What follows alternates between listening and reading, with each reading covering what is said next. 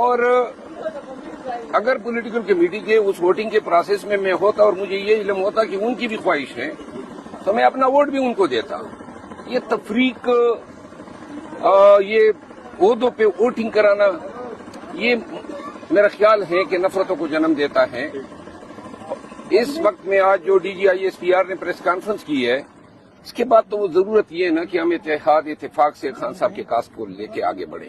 میری اپنی تئیں یہی کوشش ہوگی. سر ابھی آپ کی گوہر صاحب سے ملاقات ہوئی ہے تو انہوں نے کو بتایا تھوڑا بہت کہ خان صاحب کی کیا رائے؟ وہ میرے خیال ہے کل میں ملوں گا تو اس کے بعد شاید خان صاحب اپنا فیصلہ پبلک کریں گے.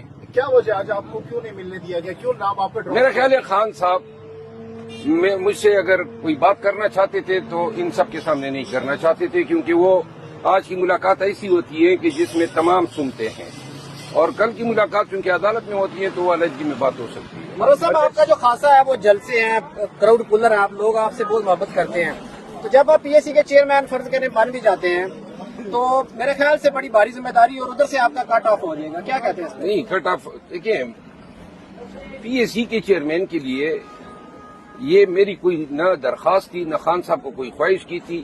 بیرسٹر عمیر نیازی صاحب نے اطلاع کی جب وہ ان کے پاس آئے تھے چیئرمین گور صاحب کے ساتھ کہ خان صاحب نے اپوزیشن لیڈر کے لیے عمر ایوب صاحب کا اور پیک کے لیے آپ کا نام دیا ہے. اس کے بعد یہ جو کھینچاتھانی شروع ہوئی، اس سے مجھے تکلیف ہوتی تھی کہ بھائی اس سے ڈس رسپیکٹ فیل ہوتی ہے، کیونکہ پارٹی میں ایک دوسرے کو ہم نے مضبوط کرنا ہے، استحکام دینا ہے، رسپیکٹ اور ریگارڈ کرنی ہے. تو اس کے بعد جو ہے یہ اتنا لمبا ہو گیا اور اتنی بار یہ فیصلہ تبدیل کروایا گیا کہ وہ ضد سی بن گئی کہ کیوں یہ اس طرح ہو رہا ہے. تو لہٰذا یہ میں نے آپ پارٹی میں تو ایسے نقصان ہوگا. پہلے حامد رضا کا نام سامنے آیا، پھر جو ہے شیخ وقاص اکرم کا، اور شیخ وقاص اکرم جو کہہ رہے ہیں مجھے تو پتہ ہی نہیں ہے. تو آپ کو کیا لگتا ہے کہ کون اس کے پیچھے کیوں یہ لابنگ ہو رہی ہے آپ کے خلاف؟ کیوں ایسی ہو رہی ہے؟ دیکھیے جی، یہ معاملات افہام و تفہیم سے بھی حل ہو سکتے تھے نا. پولیٹیکل کمیٹی میں مجھے اطلاع کرتے، میں آتا اور میں خود ان کا نام تجویز کرتا تو کتنے پیار سے بات سلجھ جاتی. یہ ووٹنگ کرا کے کہ فلاں نے اتنے ووٹ لیے، فلاں نے اتنے لیے، یہ تحقیر آمیز ہوتا ہے. خان صاحب نے کبھی ووٹنگ کے لیے کوئی ہدایت نہیں دی تھی. یہ انہوں نے میری غیر موجودگی میں اپنے تعین فیصلہ کیا. ان چیزوں سے اجتناب کرنا چاہیے.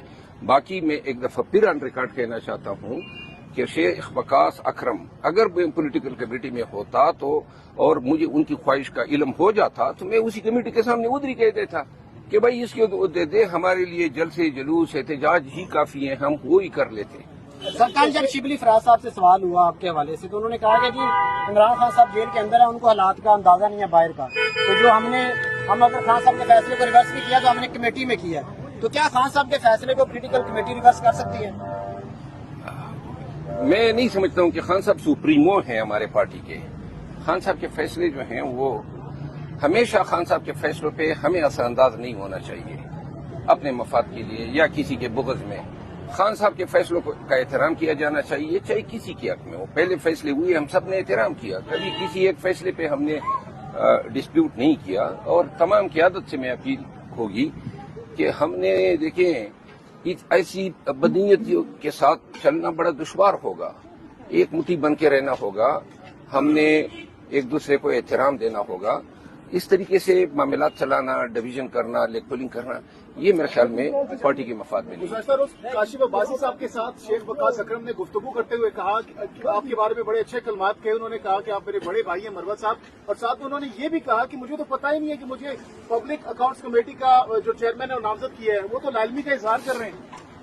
جس طرح ان کو علم نہیں تھا اس طرح مجھے بھی پتہ نہیں تھا کہ اس دن انہوں نے بلایا ہے اجلاس اور ووٹنگ ہونی ہے. تو لہذا اگر سر یہ فیصلہ تو ہونا بھی باقی ہے، اس سے پہلے کوئی ایسا فیصلہ ہے جو خان صاحب نے کوئی اور کیا اور باہر کچھ اور ہوا؟ تھوڑا سا ذرا نہیں، میں دیکھیں اب مزید تنازعات کو میں ہوا نہیں دینا چاہتا ہوں. لیکن ہے صحیح ویسے اس طرح نہیں، میں مزید تنازعات کو ہوا نہیں دینا چاہتا ہوں.